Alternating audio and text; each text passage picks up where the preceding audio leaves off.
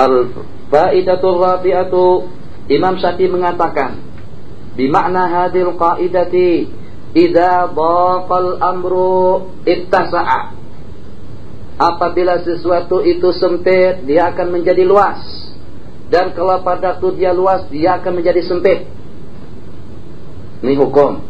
Jangan kesana kemari. Rahim semacam itu juga. Kalau pada waktu dia akan hamil, pada waktu dia hamil, ar-rahim dhayiq, sempit. Tapi pada masa dia beranak, kalau hanya setakat ukuran anak itu dalam ukuran 5 kilo saja, dia masih boleh melahirkan secara normal. Tak perlu dioperasi dan tak perlu dibedah, tak perlu digunting. Masalah digunting ini rasanya kawan-kawan yang sudah berkeluarga tahulah ceritanya. Jadi di tempat kita dahulu mungkin kira-kira 40-50 tahun yang lalu, pada umumnya kalau pada orang mau beranak itu terpaksa memanggil bidan dari sana sini, kadang-kadang 2, 3, 4 orang bidan dikumpulkan. Pernah tahu cerita tuh? Belum kalian mana beritahu. Panggil 2, 3 orang bidan untuk mengeluarkan janin. Kadang-kadang bidan yang tak ada pengalaman dalam bidang kesehatan atau dalam bidang kedokteran, yang akhirnya kadang-kadang kandungan tadi itu dipaksakan, diurut sampai keluar.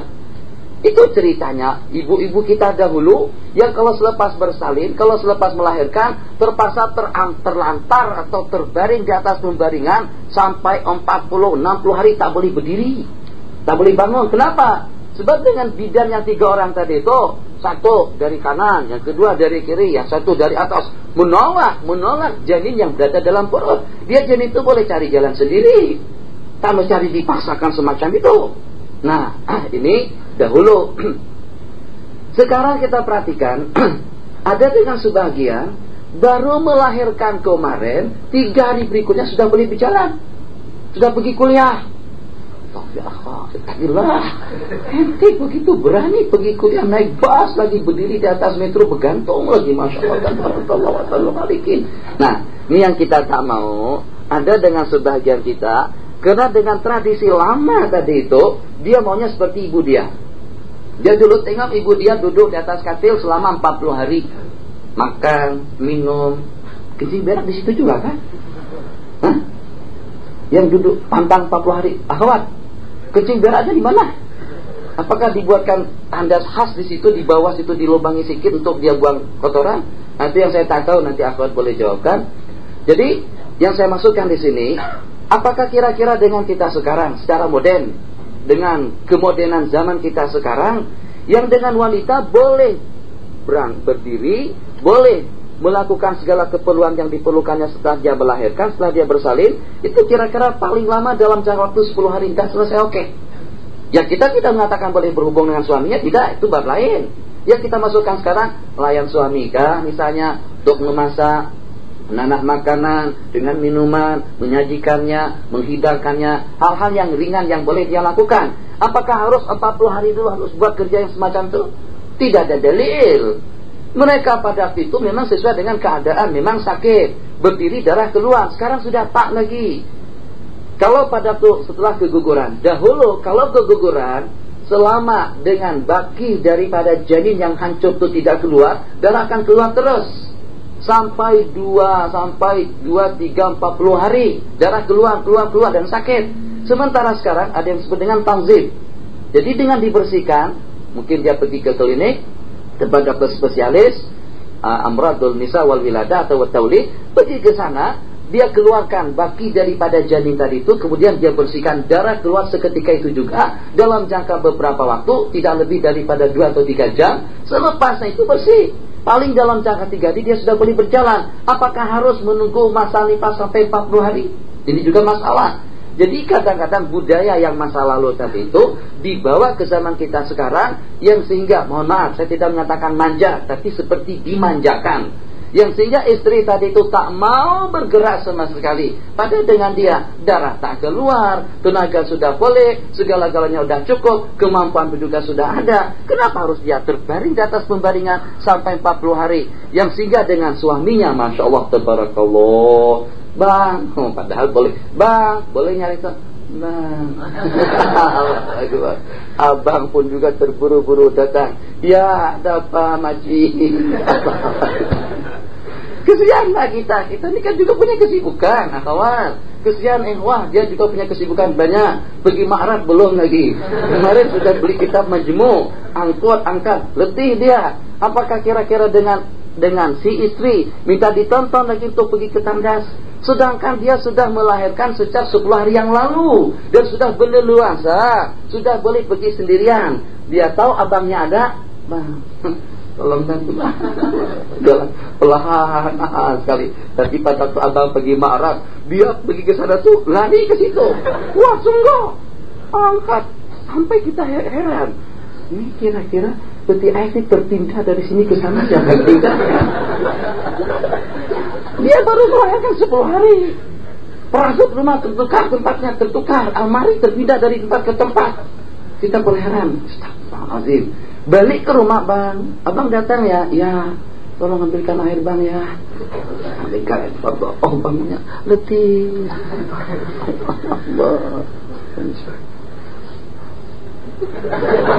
Oke, tak angkat, kalau bisa angkat kan. Minum aja, minum. Jangan nanti kita ambil. Angkat, cawan saja, gelas saja, tak larat, tak sanggup. Masya Allah, tabarakallah, ahsanul khaliqin. Tapi yang kita jadi bingung, macam mana almari yang di satu boleh tidak dari tempatnya. Jadi kita jadi gemetaran, hati jadi takut, risau. Kenapa? Takut kalau ada jin di rumah. Sebab kan ada cerita yang semacam itu, rumah terkunci, balik rumah, ada kursi yang tergantung di atas saja, terpindah kemana. Itu hati-hati kalau ada bilik yang semacam itu ada sukan atau ada umar. Nanti kita katakan al-umar, artinya ada penghuni daripada jin. Kalau kita balik rumah, ternyata dengan katil terangkat, almari terpindah, dengan peti es tertumbang misalnya, itu berarti ada yang bersama kita di tempat kita. Sebab tempat tertutup dan tidak ada yang masuk. Ala kulli hal yang semacam itu, ya, yang walaupun menguntungkan akhwat yang berkenaan atau istri yang berkenaan, tapi dalam waktu yang sama dia menipu diri pribadi dia sendiri dan juga menipu suaminya, yang kalau memang dia sudah berleluasa dan berkemampuan, apa problemnya kita melayan suami dengan segala keperluan yang diperlukan? Kalau memang tidak, kita pun juga siap untuk khidmah 24 jam. Begitu yang sepatutnya. Jadi ala kulli hal, masalah yang kita bicarakan sekarang berkenaan dengan masa nifas atau berkenaan dengan masa melahirkan. Ya Paul, jadi kata Imam Syafi'i, tadi kita keluar daripada tajuk dari kaidah al-amru idza dhaqat tasa'. Sesuatu itu kalau pada waktu sempit akan menjadi luas. Bila seperti dengan rahim, di saat melahirkan, tentu kalaulah tadi dengan keadaan tidak memungkinkan janin keluar dari situ, ternyata ittasa'a. Tapi kalau setelah luas, dia akan menjadi sempit kembali. Qala itu tak ada dalam kitab. Itu hanya setakat untuk mendekatkan permasalahan saja. Maksudnya macam mana? Al-amru idza dhaqat ittasa. Kalau tadinya dengan kita, setelah kita sudah tidak larat berdiri, setelah dengan kita sudah tidak boleh mandi, setelah dengan kita sudah tidak boleh berwudu, ittasa'a, boleh kita bertayamum. Ittasa'a, boleh kita berduduk. Ittasa'a, boleh kita tidak sembahyang disebabkan karena untuk menyelamatkan orang yang akan tenggelam. Tapi kalau pada waktu lebar, indal ittisa, dia akan menjadi sempit kembali. Macam mana nanti dengan misalnya akan datang, idza dhaqal amru tasa'. Imam Syafi'i menjawab 3 permasalahan.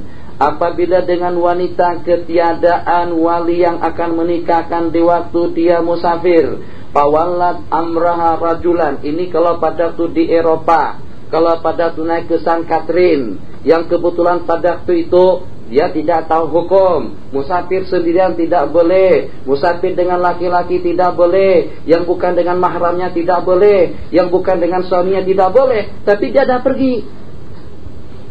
Kebetulan di San Catherine diadakan seminar mengenai hukum halal haram. Di antara daripada perbincangan yang dibicarakan mengenai hukum wanita bermusafir sendirian. Jadi sekarang jarak sini ke San Catherine rasanya tidak kurang daripada 1000 km. Kalau tak sampai pergi ke Aswan, kalau tak sampai pergi ke Asyut, kalau tak sampai 1000 km juga pergi Sudan. Itu sudah jelas sampai. Naik gunung. Jadi naik Tur Sina. Di atas gedung Tur Sina, Masya Allah, wa kallamallahu Musa taklima. Suasananya sejuk, suasananya cukup melegakan hati dan perasaan. Lingkungannya pun juga dengan perasaan yang kita rasakan betul-betul menyedapkan mata kita memandang, dengan hati dan perasaan, Masya Allah tabarakallah, simbang dengan laki-laki yang bersama dia tadi itu, sampai pada titik terakhirnya mereka mau berkawin.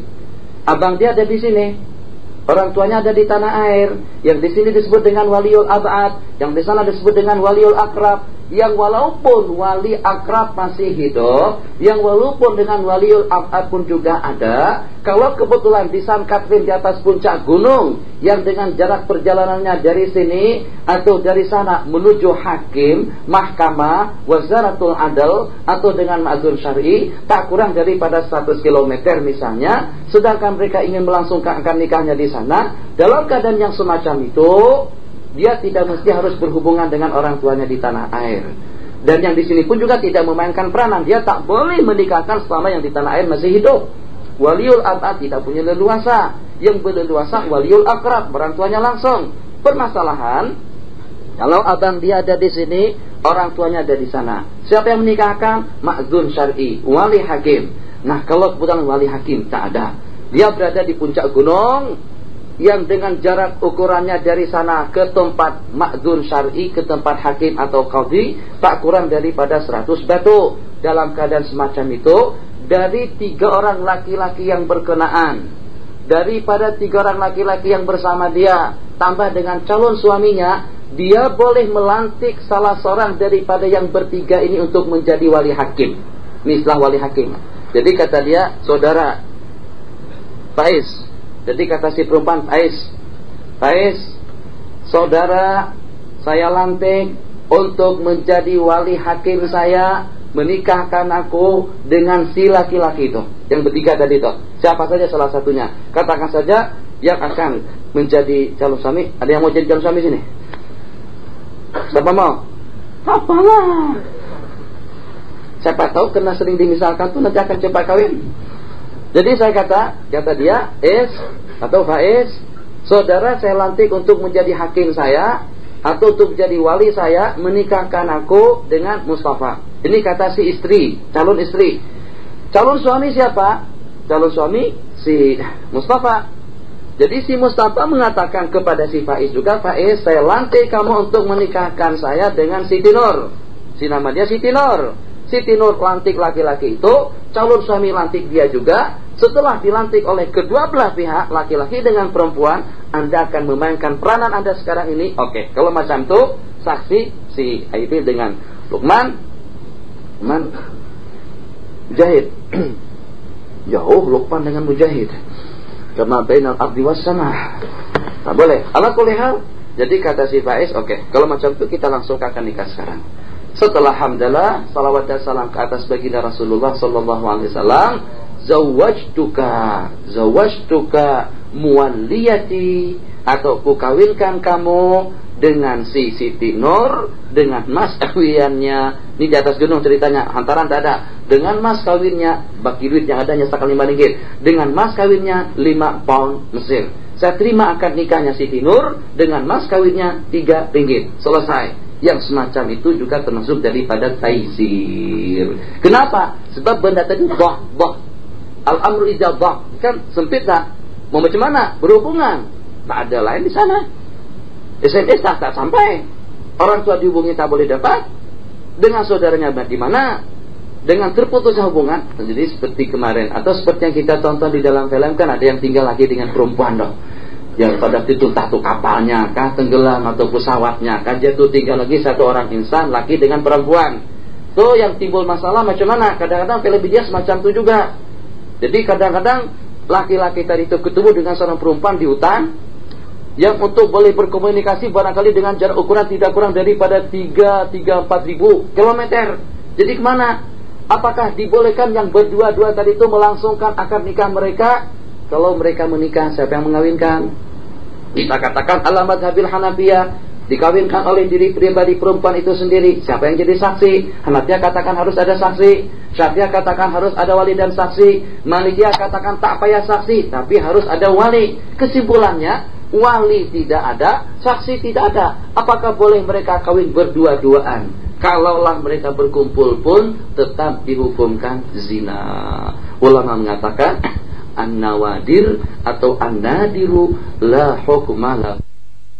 Yang kedua, qala Yunus ibn al-Ala faqultu lahu, aku menanyakan kembali kepada Imam Syafi'i. Yunus ibn al-Ala murid Imam Syafi'i, itu macam mana pada waktu dia melantik seorang laki-laki yang bukan mahramnya? Jadi kata Imam Syafi'i menjawab, al-amru idza dhaqa, sesuatu itu kalau padaku sempit dia akan menjadi luas. Ats-tsani fi awanil khazatil ma'munati bisarjin. Awani bejana, al-ma'mulah yang dibuat, al-khazab daripada tanah, bisarjin dengan pupuk atau juga dengan baja. Pupuk, saya sebut pupuk, sarjin.